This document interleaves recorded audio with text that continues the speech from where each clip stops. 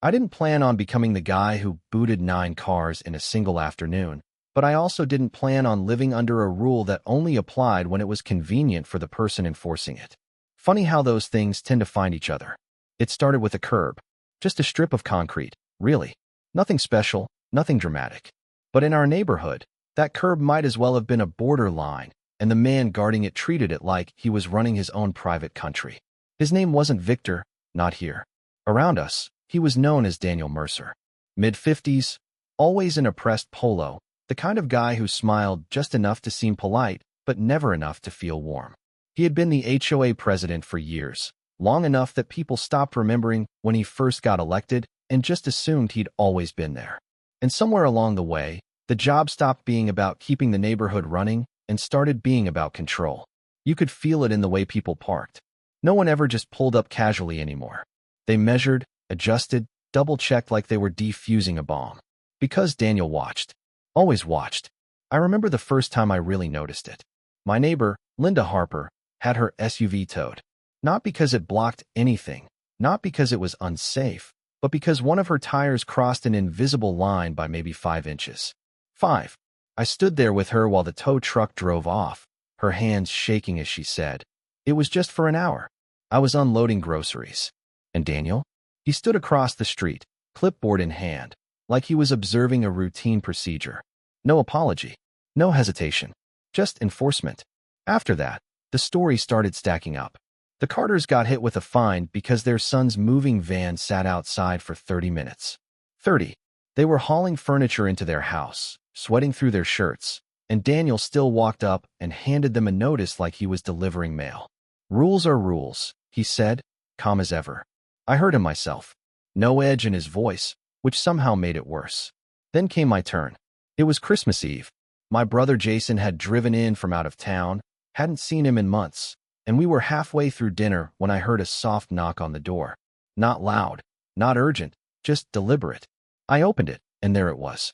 A folded notice slipped halfway under the mat. $150. Unauthorized parking.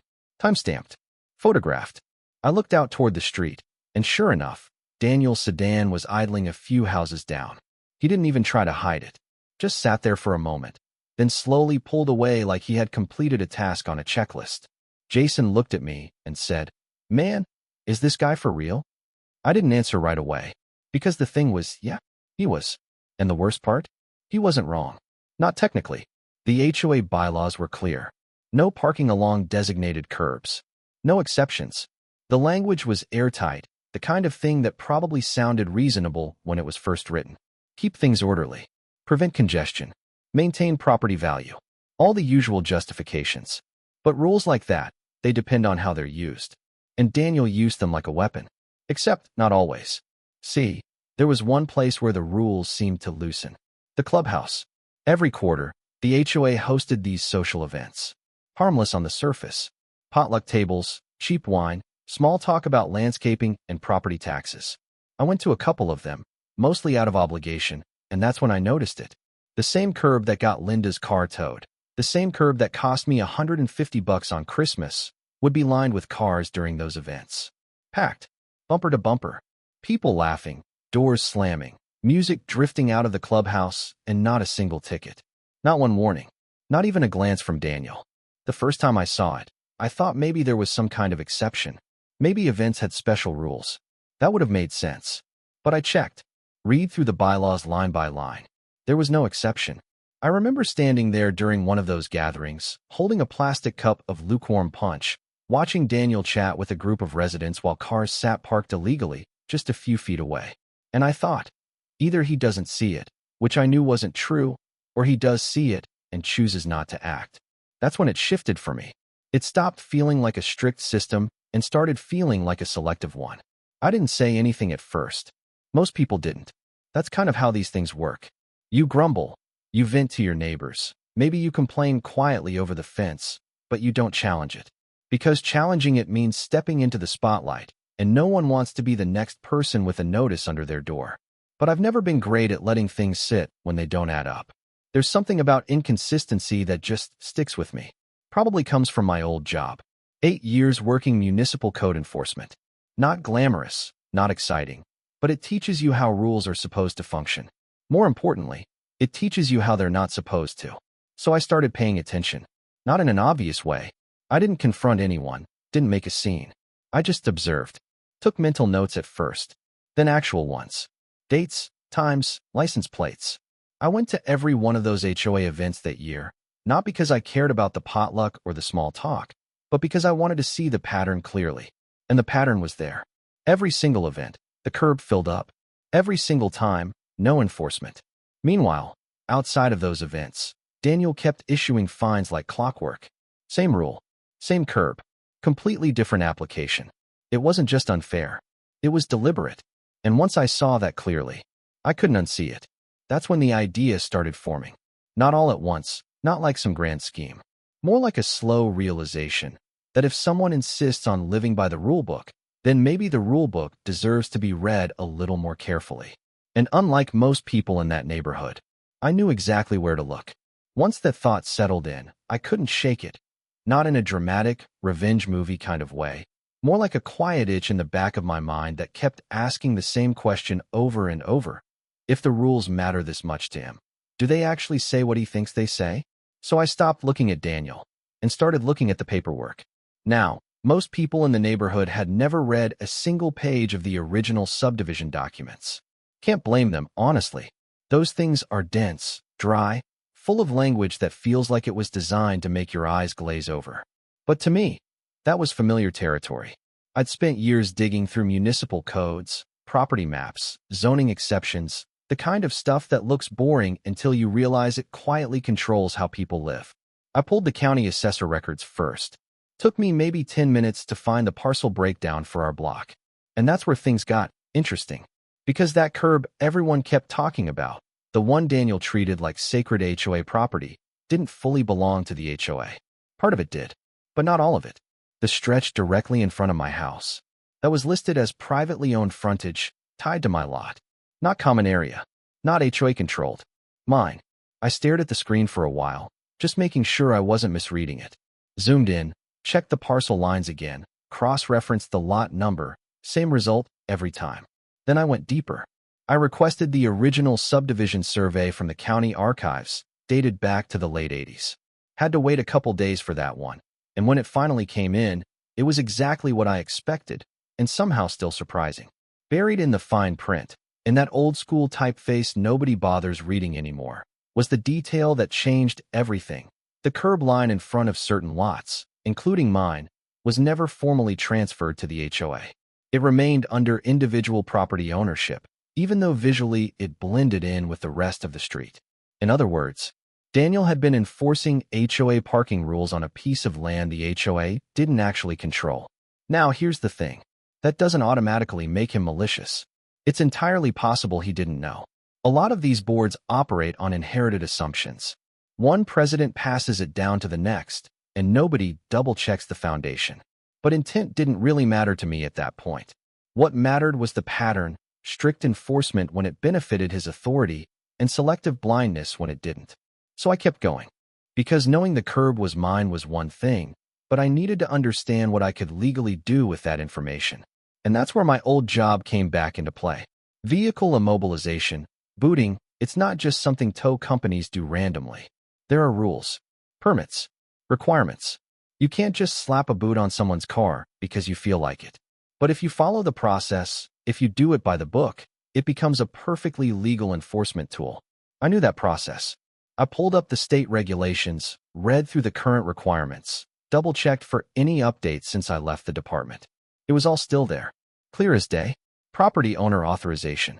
Proper signage. Waiting period. Registered permit. No shortcuts. So I did it the right way. I filed for a vehicle immobilization permit under my name, tied to my property. Paid the fee, about $100. Filled out every form carefully, because the last thing I wanted was a technicality blowing this up in my face. Then came the signage. That part matters more than people think. You can't enforce anything if people aren't properly notified. The law is very specific about visibility, wording, placement. So I ordered professional signs, bright, impossible to miss. Unauthorized vehicles will be immobilized. Fee required for release. I installed them along the curb line. evenly spaced, at the exact height required, 45 days before the next HOA event. 45 days. That wasn't random. That's the minimum notice period required under state law. I wasn't rushing this. I wanted everything airtight. And while all that was happening, life in the neighborhood just kept going. Daniel kept issuing fines. Same tone, same calm delivery, like nothing ever wavered. I ran into him once during that stretch, just by coincidence. He was walking his dog, clipboard tucked under his arm like always. He nodded at me. Evening. Evening, I said back. His eyes flicked briefly toward the new signs along the curb. Not lingering, just enough to register. You added signage, he said. Yeah, I replied, casual. Figured clarity helps everyone. He gave a small smile, the kind that doesn't quite reach the eyes. As long as it aligns with HOA guidelines. That almost made me laugh. Of course, I said. And that was it. He kept walking. I remember standing there for a second after he left, thinking, you really haven't checked, have you? Because if he'd pulled the same records I did, this would have gone very differently. But he didn't. And the date on the calendar kept getting closer. The next HOA social was scheduled for mid-October. Same format as always. Sunday afternoon, noon to 4. Potluck, drinks, casual atmosphere. The kind of event where people let their guard down a little. I didn't announce anything. Didn't warn anyone beyond the signs, which had been sitting there for over a month at that point. Plenty of time for anyone paying attention. The morning of the event felt normal, quiet. I made coffee, sat by the window, watched the street like I usually do. No dramatic music, no sense of impending chaos. Just a regular Sunday. By noon, people started arriving. You could hear it before you saw it. Car doors closing, laughter, footsteps heading toward the clubhouse. Then the first car pulled up along the curb. Parked. I glanced at the sign about 10 feet ahead of it. Bright, clear, unavoidable. They didn't move. Then another car. And another. Within an hour, the entire stretch was lined. 9 vehicles total. SUVs, sedans, 1 pickup truck. All neatly parked along the same curb that had cost residents hundreds of dollars over the past year. I took my time. That part's important. This wasn't about rushing in and making a scene. The permit allowed enforcement after a certain condition was met, and I followed that exactly. No sooner, no later. Around mid-afternoon, I made the call. The company I contracted with was local, licensed, experienced. No drama, no hesitation. They showed up in a marked vehicle, checked the signage, verified the permit, and then they got to work. One by one, bright orange boots locked onto front wheels. Click, click, click. There's a sound to it, metallic, final. If you've ever heard it, you know exactly what I mean. It doesn't just secure the vehicle, it sends a message. By the time they finished, all 9 cars were immobilized. And that's when the energy shifted. At first, it was confusion. People stepping out of the clubhouse, laughing, mid-conversation, then stopping when they saw the line of boots. What the hell? Is this a joke? Someone walked up to the nearest car, crouched down, touched the boot like it might disappear. It didn't. The murmurs grew louder. Phones came out. A couple people started looking around like they expected someone to step forward and explain it away. And eventually someone did. Daniel came out of the clubhouse, moving faster than I'd ever seen him move. His eyes scanned the curb, his expression tightening with each step. He spotted me standing near my driveway. Of course he did. And the moment our eyes met, I could tell. He understood something had gone very, very wrong. He didn't yell at first, which, honestly, made it more intense. Daniel just walked straight toward me. Quick steps, shoulders tight, that controlled expression slipping a little more with every second. You could feel the attention shifting with him, like the whole scene had found its center. "What is this?" he asked, stopping a few feet away. His voice was low, sharp, like he was trying to keep it contained. I didn't rush my answer. "It's enforcement," I said. Same as always. That hit him. You could see it. Not because of the words themselves, but because of the mirror they held up.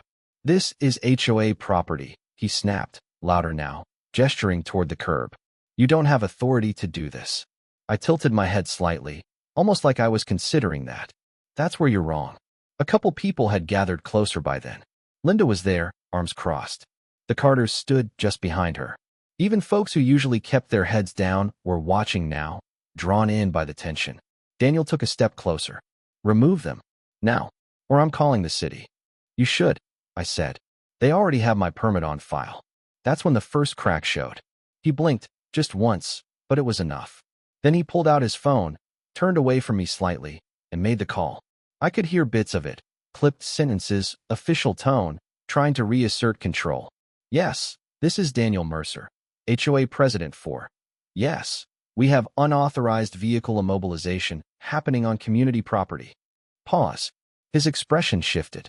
No, that's not. Are you sure you're looking at the right permit? Longer pause. He glanced back at me. Not confident anymore. Not certain. I see. He hung up. For a second, he just stood there, phone still in his hand, like he was recalibrating. Then he turned back, voice lower again, but different this time. Less authority, more edge. This isn't over, he said. I didn't think it would be, I replied. A few of the car owners had started approaching by then, frustration bubbling up now that confusion had settled into reality. You've got to be kidding me, one guy said, pointing at his SUV. $200 to get that off. On-site release fee. One of the enforcement techs answered calmly, holding up a clipboard. It's posted on the signage. I didn't see any sign. Linda spoke up before I could. They've been there for weeks. That shut him up real quick. Another woman, maybe mid-30s, looked at Daniel. You're gonna fix this, right? And that was the moment everything flipped. Because for the first time since I'd known him, Daniel didn't have an immediate answer. No rule to quote. No policy to hide behind. Just a situation he couldn't control. He straightened up, trying to regain that usual composure. We're reviewing the legality of this action, he said, carefully. I've contacted counsel. Right on cue. He stepped aside again, dialing another number. This call was shorter, quieter. I couldn't hear the words, but I didn't need to. I'd made that kind of call before, back when I was working enforcement. The kind where you hope there's a loophole you missed. There wasn't. He ended the call after maybe 7 minutes. No raised voice. No dramatic reaction. Just a slow exhale and a tightening of his jaw. When he looked back at me this time, it wasn't anger anymore. It was understanding. Not agreement. Not acceptance. But that specific kind of understanding people get when they realize they've been playing a game without knowing all the rules and just lost. One by one, people started paying the fee. Some grumbling, some quiet. A couple throwing Daniel frustrated looks like he was somehow responsible for fixing it. Which, in a way, he was, just not in the way they expected. The boots came off one at a time. Cars pulled away. The energy drained out of the scene slowly, replaced by that awkward, heavy silence that follows something nobody quite knows how to process. By the time the last vehicle left, the curb was empty again, just like it always should have been, if the rule had been applied consistently. Daniel didn't say another word to me that day. He just walked back toward the clubhouse, slower this time, shoulders not quite as straight. And that could have been the end of it. But things like that, they don't just disappear. Over the next few weeks, the mood in the neighborhood shifted. Conversations got a little more open. People who used to shrug off the fines started comparing notes. Numbers came up. Patterns. Questions. 3 residents, Linda included, filed a formal request for an independent audit of the HOA's enforcement practices and financial records. Nothing dramatic. Just official. Daniel resigned before the auditors ever showed up. No announcement, no speech. Just a short email to the community, stepping down for personal reasons. That was it. The audit still happened. And about a month after that, the parking rule quietly disappeared from the bylaws. No big meeting, no explanation. Just gone, like it had never been there. Now, I'd love to tell you that everything felt resolved after that. That there was some big sense of justice, some clean emotional wrap-up where everyone learned a lesson and moved on. But real life doesn't really do clean endings. Some people still think what I did was too much. I've heard it. You made your point, sure, but did you have to hit everyone at once? And honestly, I get that. Not everyone who parked there that day had ever been fined. Not everyone deserved to get caught in that moment. But then again, neither did Linda. Neither did the Carters. Neither did my brother on Christmas Eve. Rules don't feel heavy until they land on you. Before that, they're just background noise. So yeah, I could have knocked on doors, filed a complaint, asked for a meeting, tried to reason it out. But I'd seen how that usually goes. Slow, deflective, buried in procedure. This was immediate, and it was undeniable. I didn't break the rules. I followed them exactly, just not in the way they expected. And maybe that's the part that still sticks with people. because it raises a question nobody really likes sitting with. Is it wrong to use a system against itself if that system was already being used unfairly? I don't have a perfect answer for that. I just know what I saw, what I experienced, and what finally changed when someone decided to stop ignoring the fine print. So I'm curious what you think. Was that justice, or just a different kind of overreach? Would you have done the same thing, or handled it differently? Let me know in the comments.